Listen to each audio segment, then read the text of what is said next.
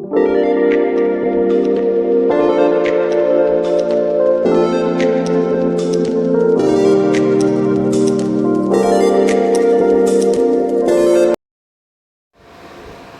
बच्चों, आज हम लोग स्टार्ट करने जा रहे हैं बेटा उत्प्रेरण या कैटालिसिस किसे कहते हैं।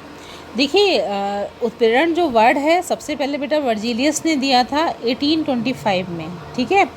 और उनका कहना क्या था, उन्होंने इस तरीके से कहा था कि कोई जो पदार्थ होता है जो खुद तो रासायनिक क्रिया में भाग नहीं लेता, लेकिन उस क्रिया की स्पीड को, उस क्रिया की दर को वो चेंज कर देता है, तो उसको बोलते हैं, उस चीज़ को बोलेंगे उत्प्रेरक, और इस दर बढ़ने की क्रिया को बोलते हैं उत्प्रेरण, ठीक है।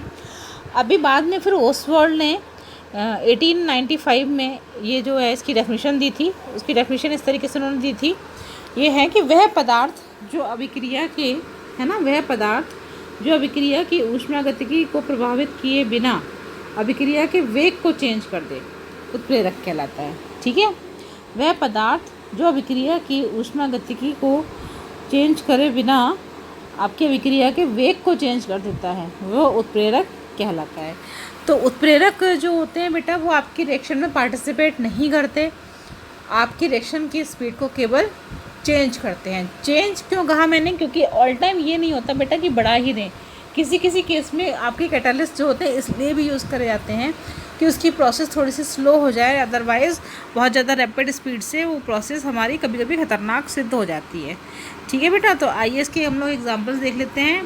ये देखिए, इसका एग्जांपल आपका है KClO3, यानी कि पोटेशियम क्लोरेट को अगर हम अकेले गर्म करते हैं तो वो विघटित होता है, लेकिन बहुत स्लो होता है।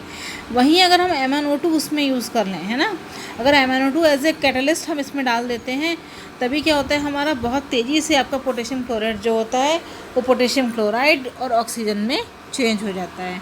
तो ये जो रिएक्शन है, ये रिएक्शन बेटा हमारी उत्प्रेरक की एज ए एग्ज़ाम्पल यहाँ पर है। तो आगे चलते हैं बेटा, अब हम लोग आगे अपने अगले सेशन में जो है हमारा उत्प्रेरण के प्रकार, उत्प्रेरण कितनी टाइप का होता है बेटा, तो इसको हम लोग आराम से समझते हैं डिटेल में। देखिए, उत्प्रेरण आपके दो टाइप से बांटा गया है बेटा। पहली चीज़ तो आपकी भौतिक अवस्था के आधार पर, यानी कि कितनी टाइप की फिजिकल स्टेट उसमें पाई जाती हैं। दूसरा है क्रियाविधि के आधार पर, यानी कि उनकी जो प्रोसेस है वो कौन सी टाइप की है।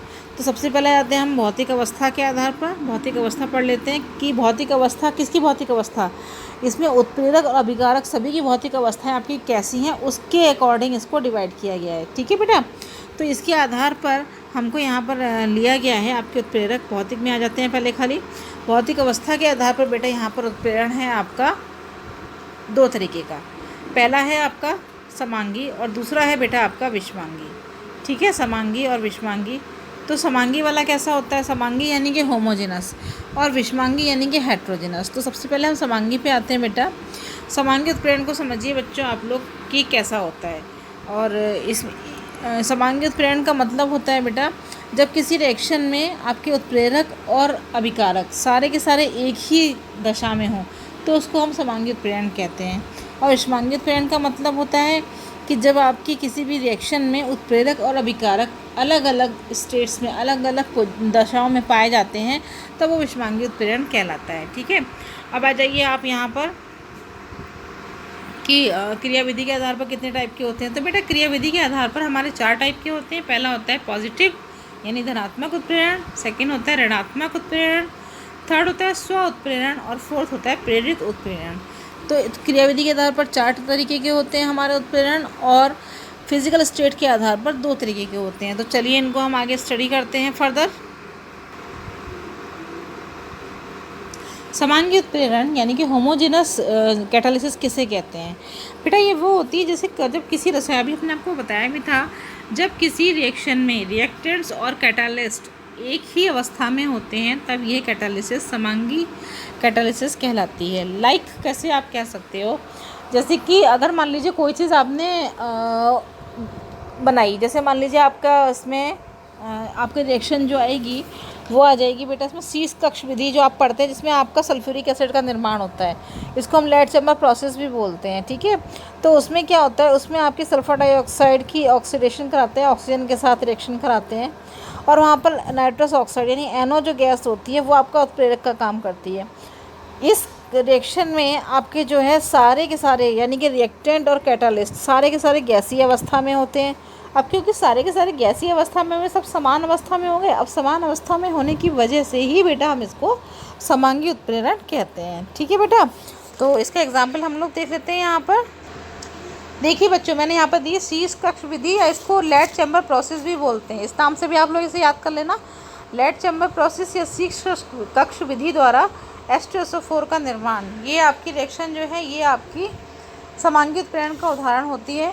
ठीक है, इसमें क्या होता है बेटा, देखिए SO2 ऑक्सीजन की रिएक्शन होती है, NO आपका यहाँ पर एज ए कैटलिस्ट वर्क कर रहा है और SO3 यानी सल्फर ट्राईऑक्साइड इसमें बनता है और सारे के सारे इसके जो रिएक्टेंट हैं, रिजल्टेंट हैं और जो आपकी कैटलिस्ट है सभी गैसीय अवस्था में पाए जाते हैं। तो ये एक होमोजेनस यानी कि समांगी उत्प्रेरण कहलाता है। ठीक है, इसी का बेटा सेकंड एग्जाम्पल है आपका एस्टर का जल अपघटन। एस्टर का जल अपघटन यानी कि CH3COCH3 मिथाइल एसीटेट हो गया ये आपका। तो एस्टर का जल अपघटन यानी कि वाटर से आप रिएक्शन कराते हो in the presence of HCl। यहाँ पर HCl क्या हो गया, HCl बेटा आपका यहाँ पर हो गया एज ए कैटालिस्ट। ठीक है, तो इसकी रिएक्शन कराने पर हमारा इथाइल अल्कोहल और एसिटिक एसिड बनता है।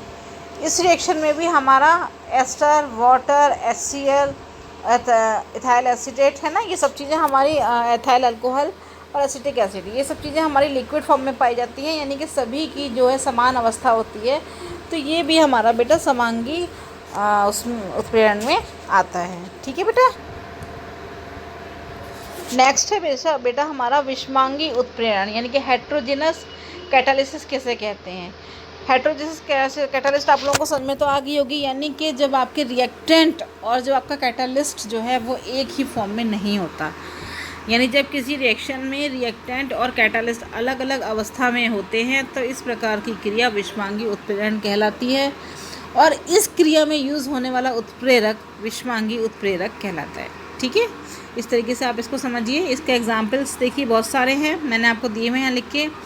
एग्जाम्पल नंबर 1 है हैबर विधि से अमोनिया प्राप्त करना।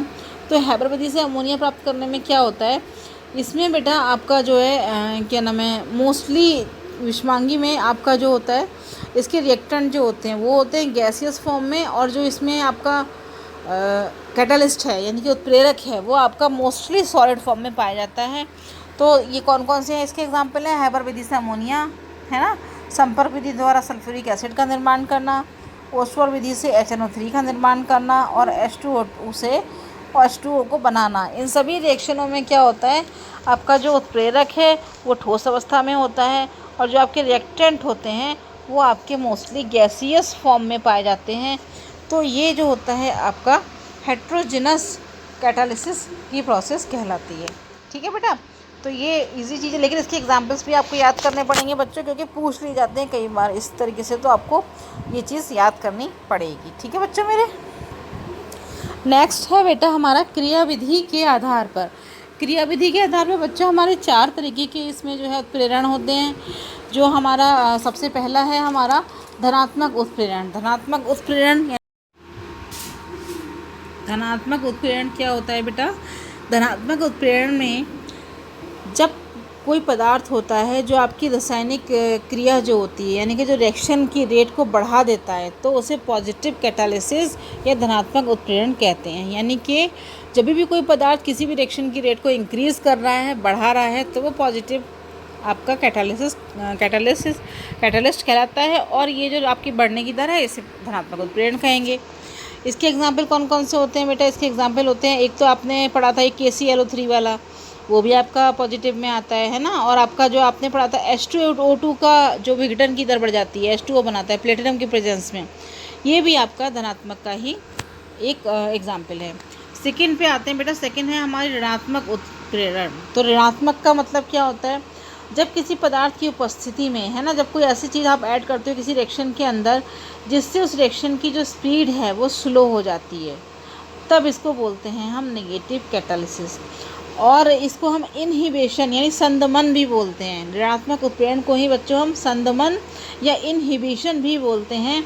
और संदमन यानी मन से लो आप मंदक होता है, यानी कि स्पीड को स्लो कर देना, तो इसको बच्चों हम लोग इनहिबिशन या संदमन भी बोलते हैं। इसको आप लोग याद करना, ठीक है। और इस टाइप में जो चीज़ें यूज़ करी जाती हैं उनको हम संदमक कहते हैं, यानी कि इनहिबिटर ये बोलते हैं। इसके एग्जाम्पल कौन कौन से होते हैं? इसके भी बहुत सारे एग्जाम्पल होते हैं। जैसे आपने पढ़ा था क्लोरोफॉर्म के फॉस्फीन परिवर्तन ना हो, इसकी ज़रूरत क्या पड़ती है हमें इनहिबिटर की ज़रूरत क्यों पड़ती है? क्योंकि जैसे क्लोरोफॉर्म जैसी चीज़ है बेटा, क्योंकि जो आपकी फॉस्फीन गैस में बदल जाती है जो बहुत ही जहरीली होती है, अगर उसमें हम बेंजल्डिहाइड को ऐड कर दें तो बेंजल्डिहाइड क्या करता है? बेंजल्डिहाइड बेटा उसकी जो डिकम्पोजिशन की दर है उसको बहुत ही ज़्यादा कम कर देता है, ठीक है। तो इसलिए आपका ये नेगेटिव इसमें एक कैटलिस्ट का वर्क करता है। नेक्स्ट है बच्चों हमारा यहाँ पर स्वतः उत्प्रेरण। स्व उत्प्रेरण का मतलब क्या होता है? जब किसी रिएक्शन में कोई ऐसा प्रोडक्ट बन रहा है जो उस रिएक्शन के लिए खुद ही एक उत्प्रेरक का काम करना शुरू कर देता है। वो खुद ही बनता है रिएक्शन के अंदर, हम उसको ऐड नहीं करते हैं, खुद रिएक्शन में बन रहा है और बनने के बाद में खुद ही उस रिएक्शन की रेट को बढ़ा देता है, तब उसे हम ऑटो कैटालिस्ट या फिर स्व उत्प्रेरक कहते हैं, ठीक है। और इस रिएक्शन को स्व उत्प्रेरण कहते हैं। बहुत ईजी से प्रोसेस है हमारी, है ना। नेक्स्ट में आ जाइए बच्चों। नेक्स्ट है हमारा प्रेरित उत्प्रेरण किसे कहते हैं? तो प्रेरित, देखिए प्रेरित आप प्रेरणा प्रेरित करने से आप समझ सकते हो इस चीज़ को, प्रेरित वर्ड से समझ सकते हैं बहुत इजीली। जब भी कोई रासायनिक रिएक्शन हो रही होती है, केमिकल रिएक्शन है, वो आपकी रिएक्शन होते होते किसी दूसरी केमिकल रिएक्शन के वेग को बढ़ाती है, यानी कि एक रिएक्शन हो रही है, उस रिएक्शन के होने की वजह से सेकेंड रिएक्शन की स्पीड जब बढ़ जाती है तब इसे प्रेरित उत्प्रेरण कहते हैं। आई होप बच्चों आपको समझ में आ गया होगा ये सब चीज़। धनात्मक, ऋणात्मक, स्व और प्रेरित यानी कि पॉजिटिव, नेगेटिव को ही इनहिबिशन या संदमन भी कहते हैं, स्व उत्प्रेरण और प्रेरित उत्प्रेरण, ठीक है। ये बच्चों हमारे यहाँ पर ये टॉपिक्स कवर हो गए हैं। अब हम आगे बढ़ते हैं थोड़ा सा। नेक्स्ट है बच्चों हमारा उत्प्रेरक वर्धक यानी कि कैटालिटिक प्रमोटर किसे कहते हैं?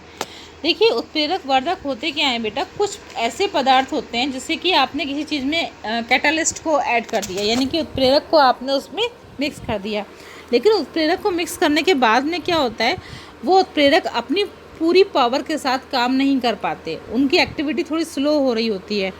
तब एक ऐसा पदार्थ हम उसमें ऐड करते हैं जिसे हम एक्टिवेटर कहते हैं। यस, उत्प्रेरक वर्धक को ही बच्चों एक्टिवेटर भी कहते हैं या प्रोमोटर्स भी कहते हैं। ये क्या काम करते हैं बेटा? ये खुद तो कैटालिसिस का वर्क नहीं कर सकते, ये कैटालिस्ट नहीं होते हैं, लेकिन इनकी बहुत ही थोड़ी सी मात्रा, सूक्ष्म मात्रा अगर हम ऐड कर देते हैं अपने रिएक्शन के अंदर, तब ये क्या करते हैं, ये बहुत तेज़ी से उसकी एक्टिविटी को बढ़ा देते हैं। किसकी? कैटालिस्ट की, यानी कि उत्प्रेरक की सक्रियता में वृद्धि कर देते हैं और इसीलिए ये उत्प्रेरक वर्धक कहलाते हैं, ठीक है। मोस्टली जो उत्प्रेरक वर्धक होते हैं बेटा, ये आपकी हेट्रोजेनस कैटालिस्ट यानी कि आपके जो विषमांगी उत्प्रेरण है उसमें यूज़ करते हैं इनको मोस्टली। तो इनको हम कैसे पढ़ेंगे बेटा? वे पदार्थ जो स्वयं उत्प्रेरक नहीं होता, परंतु हल्की इसकी उपस्थिति में उत्प्रेरक की सक्रियता में वृद्धि होती है, इन्हें हम प्रोमोटर्स कहते हैं, ठीक है। तो ये इनकी एग्जाम्पल्स बच्चों हम लोग पढ़ लेते हैं। उत्प्रेरक विष किसे कहते हैं बेटा? उत्प्रेरक विष जो होता है वो पदार्थ होता है जो कैटालिस्ट की एक्टिविटी को, देखो उसमें हम जो आपका प्रोमोटर था उसमें हम कैटालिस्ट की एक्टिविटी को बढ़ा रहे थे, इसमें हम क्या करेंगे, कैटालिस्ट की एक्टिविटी को या तो स्टॉप कर देते हैं बिल्कुल ही, या फिर थोड़ा स्लो कर देते हैं, तो इसको हम बोलते हैं उत्प्रेरक विष। तो उत्प्रेरक वर्धक यानी कि उसकी एक्टिविटी को बढ़ा देना, उत्प्रेरक विष यानी कि उसकी उत्प्रेरक की एक्टिविटी को कम कर देना, तो उसे उत्प्रेरक विष कहते हैं, ठीक है बच्चों। अभी आते हैं बेटा उत्प्रेरण के सिद्धांत। तो उत्प्रेरण के हमारे सिद्धांत हैं जो उत्प्रेरण की क्रियाविधि को स्पष्ट करने के लिए हमें आने चाहिए। कैसे होते हैं? पहला होता है बेटा इसमें हमारा माध्यमिक यौगिक बनने का सिद्धांत। माध्यमिक यौगिक बनने का सिद्धांत यानी माध्यमिक का मतलब इंटरमीडिएट कंपाउंड फॉर्मेशन थ्योरी, इसको हम बोलते हैं बेटा। सबसे पहले 1806 में क्लीमेंट और डिसोरम्स इन दोनों ने मिलकर सिद्धांत को दिया था।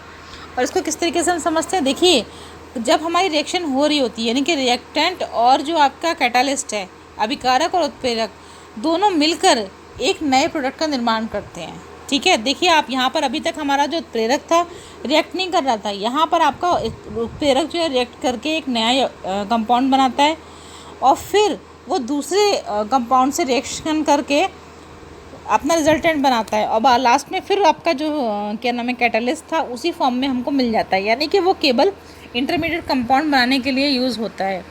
या इसको हम किस तरीके से समझ सकते हैं, देखिए इस तरीके से हम समझेंगे बच्चों इसको।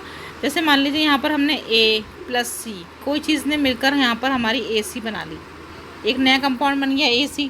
ठीक है, अभी क्या हुआ, अभी यहाँ पर हमारा AC ने फिर B से रिएक्शन करी तो यहाँ पर हमारा क्या हुआ, ये हमारा नया कंपाउंड यहाँ पर बन जाता है हमारा AB और प्लस C, जो C हमारा पहले कैटलिस्ट था इसी कंडीशन में वापस निकल गया C।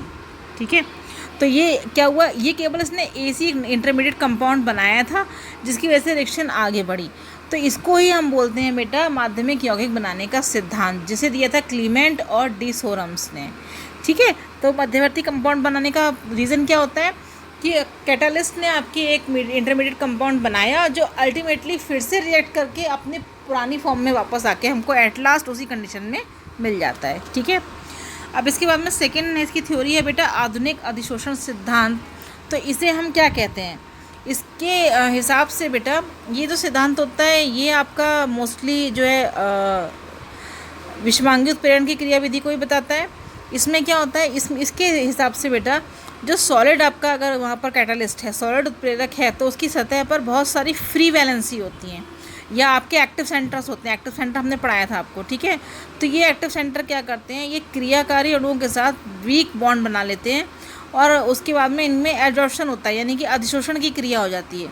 अधिशोषण होने की वजह से क्या होता है, आपका जो प्रेरक होता है उसमें आपके जो रिएक्टेंट होते हैं उनकी कंसंट्रेशन बढ़ जाएगी और कंसंट्रेशन बढ़ने के साथ ही बेटा उनके टक्करों की संख्या भी इंक्रीज़ हो जाती है। जैसी टक्करों की संख्या बढ़ती है तो क्या होगा, आपकी जो रिएक्शन की स्पीड है वो बढ़ जाएगी अल्टीमेटली। तो ये है आधुनिक अधिशोषण का सिद्धांत, यानी कि आपकी उत्प्रेरक ठोस होता है उसकी वजह से फ्री वैलेंसी या एक्टिव सेंटर बढ़ते हैं। एक्टिव सेंटर के बढ़ने के बाद में वीक बॉन्ड बनते हैं और वीक बॉन्ड के बढ़ने के साथ ही आपका क्या होता है, रिएक्टेंट की कंसंट्रेशन बढ़ती है, उनके टक्करों की संख्या बढ़ती है और जिससे एट लास्ट आपकी रिएक्शन का रेट बढ़ जाता है। तो ये बेटा इसके दो सिद्धांत थे उत्प्रेरण के, ये हम लोगों ने आज पढ़ लिए। उत्प्रेरण आपका आज बेटा कंप्लीट हो गया है, इसको आप लोग समझिए, अपनी कॉपी में कर लीजिए। कहीं कोई कन्फ्यूज़न हो, कोई दिक्कत हो तो आप मुझे बताइएगा। ठीक है, और बाकी आपको नेक्स्ट टाइम पे पढ़ाते हैं, तब तक लगे रहिए, मेहनत करते रहिए। मिलते हैं in the next video. Till then take care, bye bye.